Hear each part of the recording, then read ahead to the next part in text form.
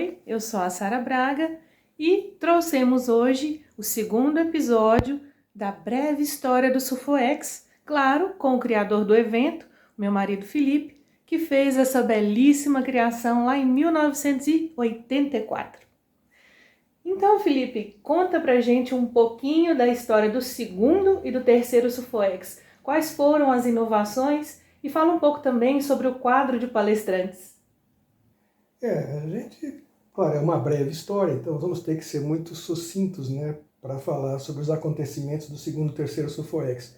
Mas aconteceram coisas realmente bastante interessantes e pitorescas, e eu acho que nós demos algumas contribuições para ajudar a desenvolver um pouco a história dos eventos de ufologia no Brasil. Bom, a gente fez o segundo Sulfoex em Santos, lá no auditório do Sindipetro. Foi em 1985, um ano depois do primeiro Sulfoex. E nós estamos animados, né, com a coisa toda, porque tivemos um bom resultado no primeiro. E o segundo, acho que o que foi muito interessante foi que nós conseguimos bater um recorde de público para a época.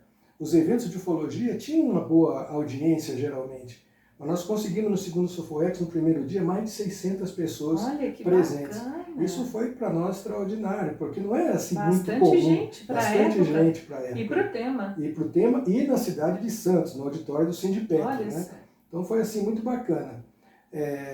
Você sabe que naquela época as coisas eram um pouco mais difíceis, né? A maioria dos eventos de ufologia eram interessantes, mas eram muito monótonos. As pessoas se cansavam com facilidade, porque as palestras eram muito longas, eram muito formais.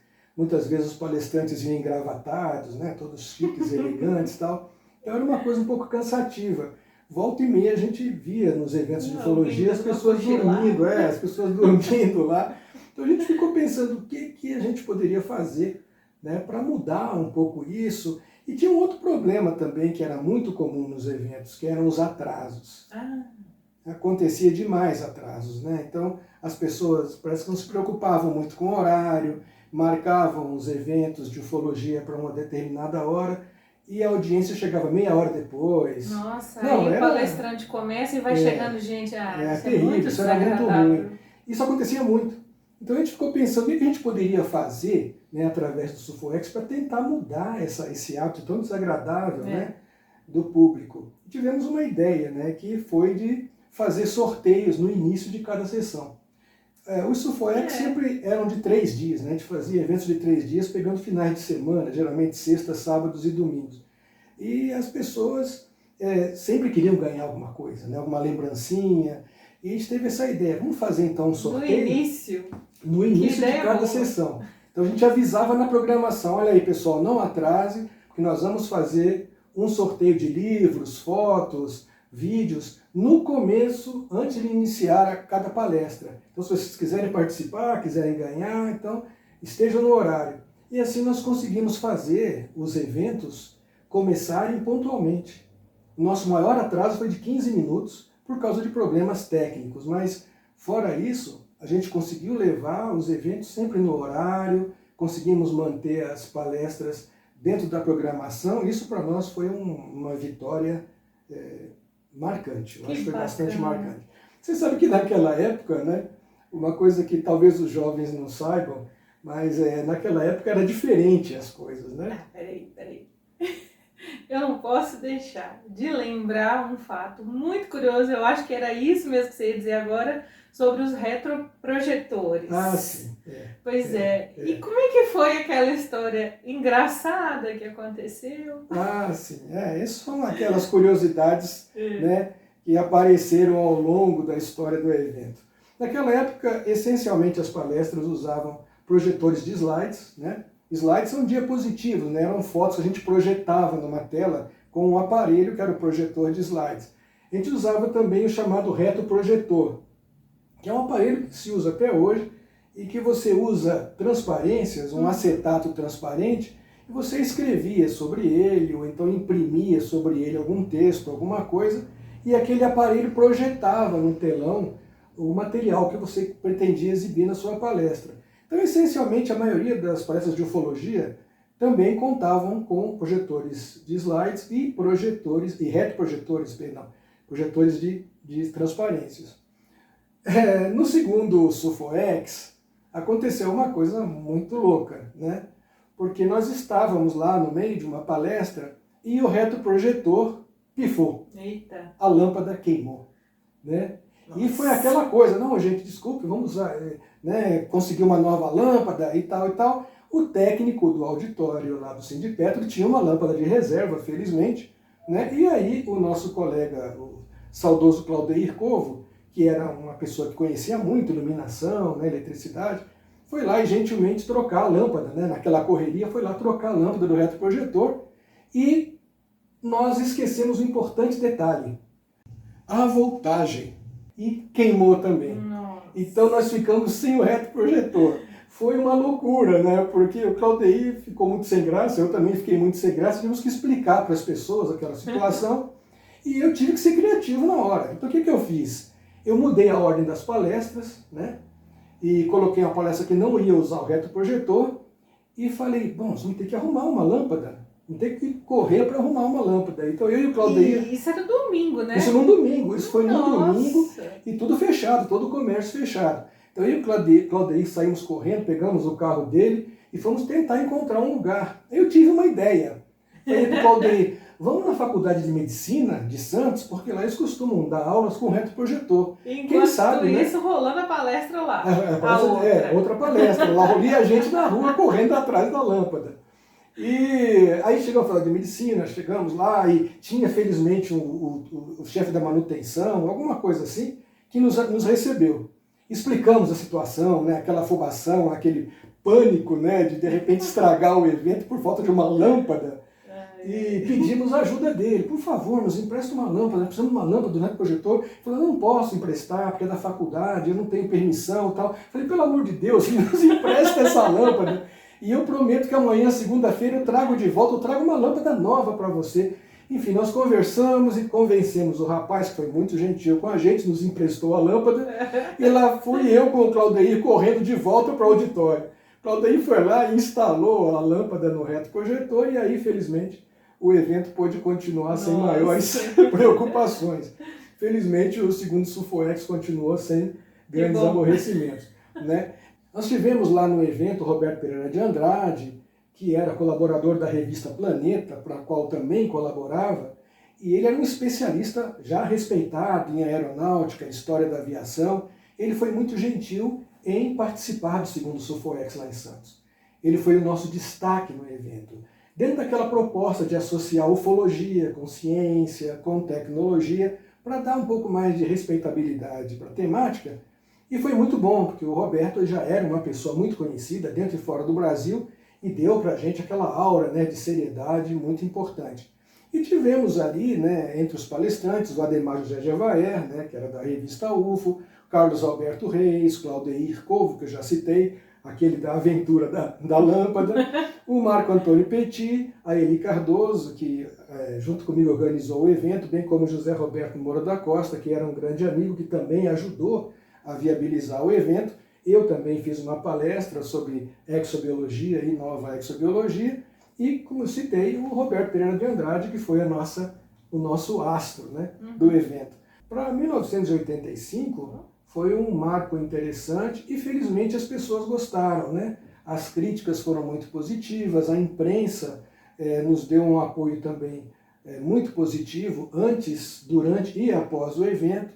Então foi assim, acredito que o segundo SUFOEX deu uma contribuição, ainda que modesta, mais séria e importante para o desenvolvimento dos eventos de ufologia no Brasil. Que maravilha! Então, Felipe, e o terceiro SUFOEX? Foi em 87, né? Isso. E qual foi o destaque dessa vez? O terceiro SUFOEX nós fizemos na Escola Gaivota de São Paulo, em 1987, e foi assim uma coisa muito interessante, porque na ideia de continuarmos a emprestar mais seriedade à temática ufológica, fazer pessoas que têm formação técnico-científica ou científica despertarem o interesse pela ufologia, tivemos no terceiro SUFOEX a presença do comandante Gerson Maciel de Brito, que era o comandante daquele famoso caso VASP, né, o voo VASP, que em 8 de fevereiro de 1982, durante um voo de Fortaleza para São Paulo, teria sido seguido por um objeto luminoso, né, que ele acreditava ser um objeto voador não identificado. O curioso daquele caso, né, e que chamou a atenção do mundo inteiro, foi que o comandante Brito, que já tinha tido outras observações de OVNIs antes na carreira dele, ele teve a ideia de chamar a atenção de todos aqueles que estavam a bordo do Boeing da VASP para o lado esquerdo da aeronave, para que todos pudessem ver o mesmo fenômeno, né? E aquilo foi um alvoroço, né? Todos os passageiros praticamente foram para o lado esquerdo da aeronave para ver o tal fenômeno que o comandante Brito estava reportando. Menos o cardeal Aloysio Lorscheiter e um companheiro, sacerdote que estava com ele na aeronave, que não teve nenhum interesse em observar o que estava acontecendo. Mas, enfim, foi muito interessante porque o comandante Gerson era uma pessoa muito gentil, muito amável, e ele nem aceitou que eu pagasse as despesas dele para vir participar do evento, né? Ele tinha franquia também como piloto, né? Então ele veio com a esposa, né? Veio para São Paulo com a esposa, fez a palestra, foi uma coisa muito bacana, e foi entrevistado pela televisão lá de São Paulo, como também alguns outros palestrantes. Então, assim, a presença dele emprestou para o terceiro SUFOEX a aura de um momento histórico para os eventos de ufologia também. Bom, nós tivemos lá um elenco muito grande, né, não só de palestrantes de peso da época, mas também de pesquisadores que vieram de outros estados para prestigiar o terceiro SUFOEX. Vocês podem inclusive ver numa fotografia aí, numa das fotos que nós fizemos, né, não apenas os palestrantes, mas também alguns dos colegas que vieram de outros estados. Vocês podem ver os nomes aí escritos aí embaixo. Tivemos então lá o Carlos Alberto Reis, o Birajara Franco Rodrigues, né, o famoso pilar do caso do ET de Varginha, né, o Claudeir Covo, o já citado Gerson Maciel de Brito, o Dr. Luciano Stanque Silva, o jovem Lúcio Manfredi, que na época era o palestrante de ufologia mais jovem do Brasil, e, claro, meu querido amigo Ademar Eugênio de Mello, que sempre abrilhantava os eventos que nós realizávamos através da Academia Brasileira de Paraciências e através do programa cultural Maravilhas e Mistérios. Então, o terceiro SUFOEX também teve uma coisa muito interessante. Apesar de nós termos lá um palestrante, né, que era aguardado com muita curiosidade pelo público, que era no caso Gerson Maciel de Brito, tivemos ali o apoio da Varig, né, da saudosa aviação aérea rio-grandense. Então, tivemos no segundo SUFOEX o apoio da Tulipa Turismo e tivemos no terceiro SUFOEX o apoio da Varig.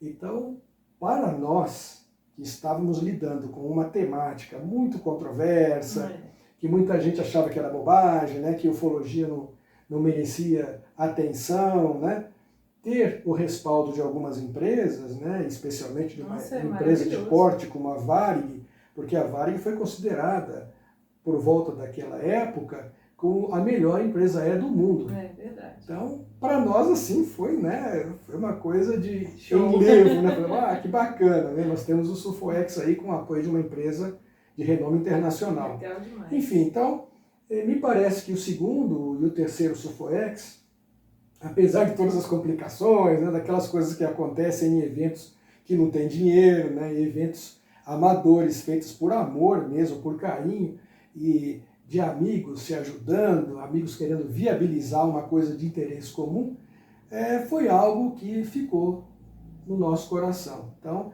a série, lá o primeiro, o segundo, o terceiro, e depois, culminando com os eventos presenciais com o quarto SUFOEX, acredito que foram 4 eventos que nós conseguimos realizar coisas interessantes e das quais nos orgulhamos. Que bacana, que história, nossa!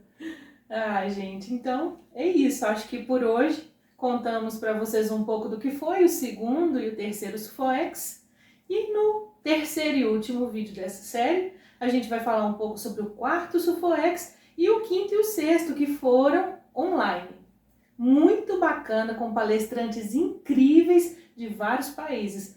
Vocês não podem perder, tá muito legal. A gente teve uma evolução marcante, apesar de termos parado, né, com os eventos presenciais, e retornado, graças a Sara Braga, eventos educacionais com eventos virtuais, até em função da Covid, pandemia, né, da pandemia da Covid. Então a gente viu que fazer eventos presenciais com a pandemia não ia dar muito certo. Então eu achei muito legal a ideia da Sara de fazer o evento virtual e deu muito certo, porque tivemos a participação de palestrantes ilustres de vários países, como vocês vão ver no próximo capítulo desta série.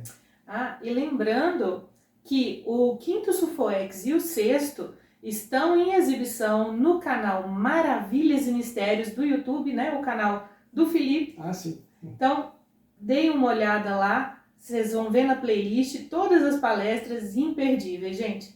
Muito obrigada, viu, pela participação, pelo carinho. Muito obrigada, Felipe, por mais essa história. E vamos em busca aí da terceira.